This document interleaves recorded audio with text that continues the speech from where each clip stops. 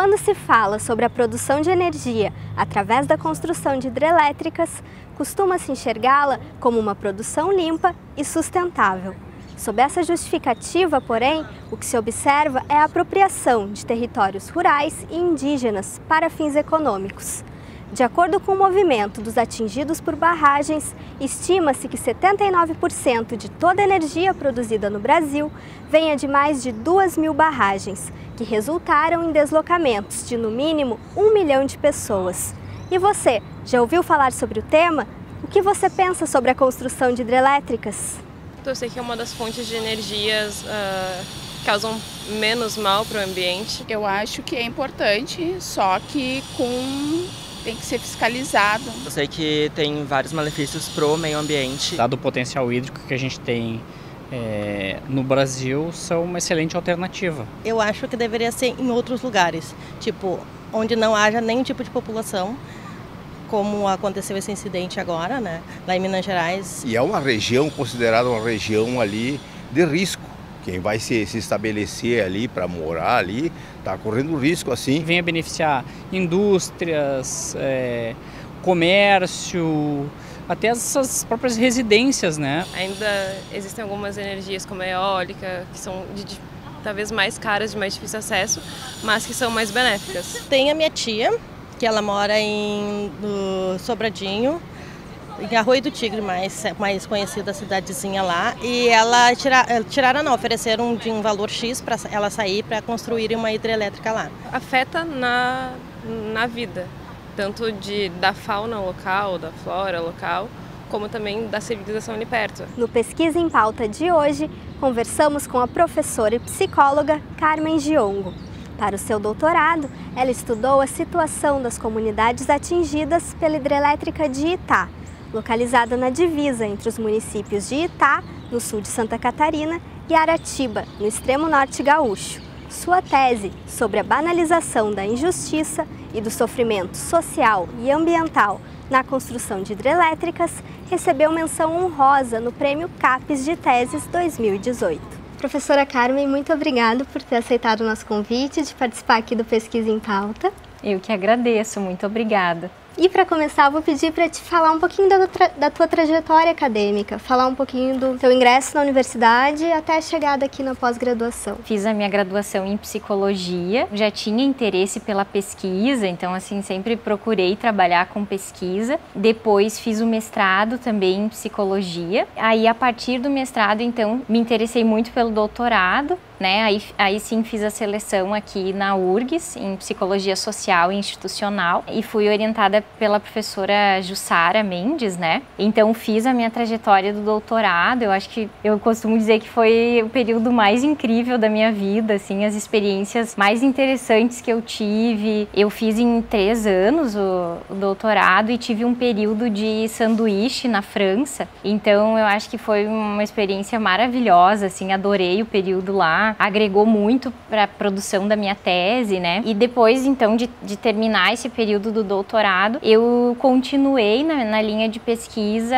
no pós-doutorado. Então, sou muito grata, assim, e gosto muito do trabalho no PPG de psicologia. E hoje, então, a nossa conversa vai retratar exatamente a tua pesquisa no doutorado, né? Que fala das consequências socioambientais da construção de hidrelétricas, né? E no teu caso, o foco foi na população atingida pela hidrelétrica de Itá, né? Então, eu queria te perguntar como é que surgiu a ideia de realizar essa pesquisa, por que essa escolha de tema? A ideia do projeto surgiu a partir da minha própria história de vida, porque a minha família é dessa região da divisa entre os estados e eu tinha uma proximidade com as comunidades atingidas pela barragem. Conhecia um pouco o território, assim, de passagem, e conversando com algumas famílias, ainda antes de eu entrar no doutorado, muitas famílias começaram a trazer, assim, as situações de suicídio que aconteceram durante a construção da obra. Então é uma região de basicamente agricultura familiar, as pessoas têm uma ligação forte com a terra, assim, com o território, e me chamou muito a atenção, né? Então eu comecei a fazer algumas entrevistas até com vereadores da região, com pessoas atingidas, e essa questão do suicídio ficou muito forte, né? Até por eu ser da área da psicologia e tudo mais. Aí trouxe a proposta para minha orientadora e depois a gente acabou ampliando, a gente não focou só nas questões de saúde mental, porque a gente entendeu que a problemática era muito maior. Envolviam questões ambientais, sociais, né? Políticas, econômicas. Então nós acabamos ampliando assim tanto o território da pesquisa como o tema. E falando especificamente agora sobre os principais objetivos da pesquisa, quais foram eles? Conhecendo um pouco esse território e iniciando assim alguns estudos teóricos, o que eu percebi? Que tem muita gente no Brasil que estuda as populações atingidas por barragens e tem muitos estudos que evidenciam o sofrimento das pessoas. Se os estudos comprovam que existe sofrimento, por que nada é feito? Por que não tem política pública pensando a questão da saúde? Inclusive, a gente vê um retrocesso assim, nas políticas e na legislação ambiental. Então, a grande questão da pesquisa foi assim, entender como é que se constrói essa banalização do sofrimento social e ambiental. Então, por isso que a pesquisa ela não foi só de campo, ela foi de campo. Eu fiquei 1 ano convivendo com essas comunidades lá atingidas pela barragem, né? Mas ela foi também documental, assim, né? A gente também estudou a legislação, estudou estudos ambientais, para entender como é que a saúde era tratada ou como é que ela não aparecia, né? E como é que se constrói essa banalização. É como se fosse um mal necessário para que a gente tenha energia nesse momento, né? Para que tenha desenvolvimento do país, da região. Se constrói essa banalização, né, em prol de um certo desenvolvimento que as pessoas atingidas ali não percebem, né? Não tem esse retorno. E também teve um objetivo que acabou gerando muitos bons frutos, assim, depois, que era produzir um material que desse visibilidade e voz às pessoas atingidas, que foi a construção de um documentário. E como tu mesmo citou, a pesquisa focou na questão da banalização, né, desses impactos socioambientais. Explica pra gente do que consiste essa banalização mesmo. A gente tem as prerrogativas, assim, de que considera-se a produção de energia hidrelétrica uma energia limpa, sustentável e de baixo custo. Essas categorias, elas acabam invisibilizando o sofrimento, porque ela é de baixo custo, porque as indenizações não são devidas às pessoas atingidas, são falhas, não existe acompanhamento adequado aos atingidos. Então tudo isso faz com que essa energia ela seja de baixo custo. Se a gente for ver os princípios, né, de uma energia sustentável, uma hidrelétrica, pelos danos que causa, não poderia ser considerada limpa e sustentável, né? Então a discussão da tese também tenta desconstruir um pouco esses elementos que banalizam e escondem o sofrimento, os danos, né? A sua pesquisa ela ouviu mais de 40 pessoas, né, entre os vereadores, os comerciantes, o diretor da hidrelétrica e os próprios agricultores, né, da região. E dentre tantas falas, quais mais se repetiram ou mais chamaram a tua atenção? Ou enfim, quais mais te tocaram enquanto pesquisadora que estava lá, enquanto cidadã que também estava lá? Com certeza, cada uma dos depoimentos que eu escutei me transformou também enquanto pessoa, enquanto pesquisadora, né? Eu acho que os mais recorrentes, assim, falaram mesmo do abandono das populações que continuam vivendo em torno do reservatório. Então as falas assim muito marcadas pela solidão. Eu encontrei muitas famílias assim em comunidades rurais que tinham 50 famílias vivendo, com uma vida comunitária super pulsante, assim, com igreja, com escolas, onde restou uma família, né? E a escola abandonada, a igreja abandonada. Então o que mais me marcou foi esse sentimento de abandono, assim, e de as pessoas estarem num processo de também não conseguir sair de lá pela inviabilidade financeira ou por estarem vinculadas ao território. Muitas vezes eu sentia assim, né, que os participantes depositavam em mim uma esperança de resoluções. Encontrei pessoas por exemplo, que foram indenizadas no período do governo Collor e a indenização estava no banco e foi totalmente retida e essas pessoas nunca receberam o valor da indenização. Pessoas que tiveram familiares que cometeram suicídio, principalmente um relato que me marcou muito, assim, era de uma família que estava encaixotando as coisas para se mudar, né, para ir para um reassentamento. E aí estava saindo o caminhão da mudança, assim, e foram procurar o pai dessa família e ele tinha se enforcado, assim, no porão da casa, sabe? Muitas histórias, assim, que falavam de algo que eu acho que às vezes na cidade, assim, né, a gente que mora na cidade não tem muito a dimensão, né? Por isso que eu me interessei em estudar, assim, essa questão ambiental e do sofrimento ambiental, porque fala de um meio ambiente que é a extensão do corpo, né? Que é a extensão da família. Então, eu acho que esses relatos, assim, né, do sofrimento relacionado a ter que sair daquele território ou viver num território que não tem mais ninguém, eu acho que isso foi o que mais me marcou, assim. Antes era bom. Bom porque tu tinha teu vizinho bem pertinho, tua comunidade era boa, por causa que todo mundo participava, né? E tu enxergava pessoas passar direto na tua casa, direto tu conversava com as pessoas. E hoje não passa mais ninguém. Falando um pouco dos resultados da pesquisa, tu até falou do documentário inicialmente, né? De reverberar um pouco de todas essas falas, de todos os teus estudos também. Tu poderia falar um pouquinho sobre o documentário, né? Ele se chama Atingidos Somos Nós.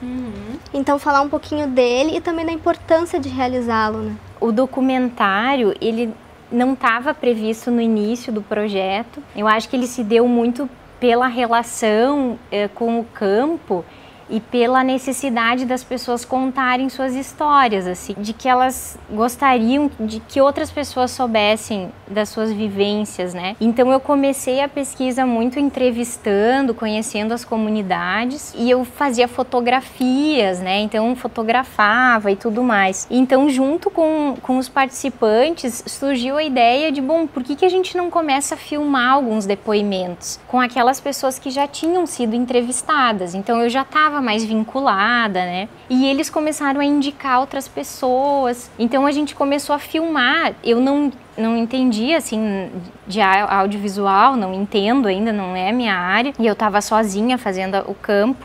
Mas os próprios participantes ajudaram a filmar, ajudavam, vamos chamar fulano, que tem uma história legal para contar. E eu consegui, assim, uma parceria com a Margot Filmes, lá de Chapecó, lá de perto, que fez um trabalho muito legal de edição, de ajudar a organizar esse material. E aí ainda durante a pesquisa a gente conseguiu exibir o filme nas comunidades. Então para mim esse foi um dos resultados maiores, porque assim, eles não iam ler uma tese, né? Eles não teriam acesso à tese. A gente conseguiu expor em várias comunidades, entregar o filme para cada participante, exibir em evento, nas prefeituras, assim, dos municípios atingidos. E eu acho que ali foi a função social da pesquisa, sabe? Foi gerar debate, foi permitir as pessoas se reunirem numa roda e discutir o que aconteceu ali. É claro que a gente tem, né, resultados assim, de publicação, de coisas que são importantes para a academia, mas eu acho que a gente também tem que pensar o que vai fazer sentido para os participantes, né? Eu não conhecia a estratégia do audiovisual, terminei o doutorado querendo estudar, assim, porque eu acho que é uma ferramenta incrível de comunicação, né, política. Então, eu tenho um carinho muito especial pelo documentário e os participantes também, né. Num lado, é bom isso, né, porque vem o progresso, né, a energia elétrica leva a prosperidade, leva a mudança, né. Mas do outro lado, eu vejo assim, né, que o crime ambiental, uma usina como essa barragem do Itá. E E a partir de tudo, todos esses resultados, todas essas falas, todas essas conversas que tu teve, podendo resumir quais os principais impactos que tu observou, tanto sociais quanto ambientais na região? Geralmente os impactos ambientais eles são analisados, estudados e feitas intervenções até 2 anos, né, nos primeiros anos depois da construção da obra. E essa obra que eu estudei, ela já está em operação há 18 anos. Então ela entrou em operação em 2000. E o que deu para perceber com os participantes? Que os impactos, eles aumentam com o passar dos anos. Eles não diminuem. Porque logo que a obra está em construção, tem muitos trabalhadores que são deslocados para trabalhar ali, então a economia local cresce, tudo fica muito interessante. Só que isso acaba quando a obra entra em operação. Ali foram os principais danos. Assim, foi a redução do trabalho rural, porque a água alagou as terras, então diminuiu a terra produtiva. Teve os inúmeros impactos ambientais, desde a proliferação de outros peixes que não eram ali do local, a proibição do acesso livre das pessoas ao lago, ao reservatório, a mudança climática é muito relatado, né? Muito forte a saída das pessoas, né? Então as pessoas saíram, foram morar para a cidade, foram para reassentamentos. Então quem ficou acabou ficando numa situação de isolamento social, que em muitos casos gerou depressão, né? Gerou sofrimento social. Como reduziu o número de pessoas, também reduziu o amparo público a essas pessoas. Então escolas, postos de saúde, postos de trabalho, né? Os principais danos ali foram realmente vinculados ao meio ambiente, mas também vinculados à vida social, que acabou deixando essas pessoas num estado de isolamento e de abandono muito grande, né? Qual foi a importância de, ao longo de todo esse processo, conseguir reunir os saberes da academia, estudar todos esses impactos, né, a partir deles, mas também uni-los aos saberes e às vivências dessa população local, né? Eu acho que foi essencial, assim, porque eu acho que quando a gente faz um projeto, né, de pesquisa, a gente cria um projeto dentro de um ideal teórico, né? Eu lembro muito bem que eu tinha todos os cronogramas, o que eu ia fazer no início, no meio, no fim. E quando eu entrei no campo de pesquisa, eu vi que eu ia ter que abandonar um pouco esses cronogramas, né? Foi necessário deixar que as pessoas guiassem a pesquisa no tempo delas, até os roteiros de entrevista eu acabei não usando o roteiro, porque as pessoas queriam contar suas histórias, as pessoas queriam me mostrar os pés de laranjeira no quintal, né? Então eu ia para uma entrevista que eu achava que ia durar 1 hora, 2 horas, eu dormia na casa da família, ficava 2 dias aprendendo sobre o que era viver naquele local, né? Eu precisei, né, do conhecimento todo acadêmico para entender o que precisava ser estudado, organizar isso, mas a pesquisa só aconteceu pelo saber popular, né? Pelo saber da comunidade que me guiou, que me disse a tese que eu ia construir, que me ensinou os caminhos éticos, né, que me disse até onde eu podia ir, que me deu todo o apoio necessário. Eu não vejo outro jeito de construir ciência se não for de um jeito integrativo, né, e que seja uma ciência produzida para as pessoas, acessível às pessoas, né? O saber local das pessoas foi o grande norte de toda a tese. E professoras, minhas perguntas iniciais eram essas. Queria saber se tem algo que eu não tenha perguntado, não tenha mencionado, que você gostaria de acrescentar? Eu acho que só realmente agradecer, assim, né? Eu acho que a oportunidade de poder fazer pesquisas assim, eu fui bolsista CAPES, eu tive apoio do CNPq, eu tive apoio, né, incondicional da minha orientadora, do meu PPG, então a gente precisa estudar mais as questões de violência no campo, de vulnerabilidade, mas que sozinho não dá, então assim, falar da importância que é receber apoio para isso e agradecer mesmo, né, tanto a instituição quanto os participantes da minha pesquisa. Professora, muito obrigada por ter aceitado a entrevista e parabéns por toda a tua pesquisa e todo o teu envolvimento. Muito obrigada, eu que agradeço o espaço.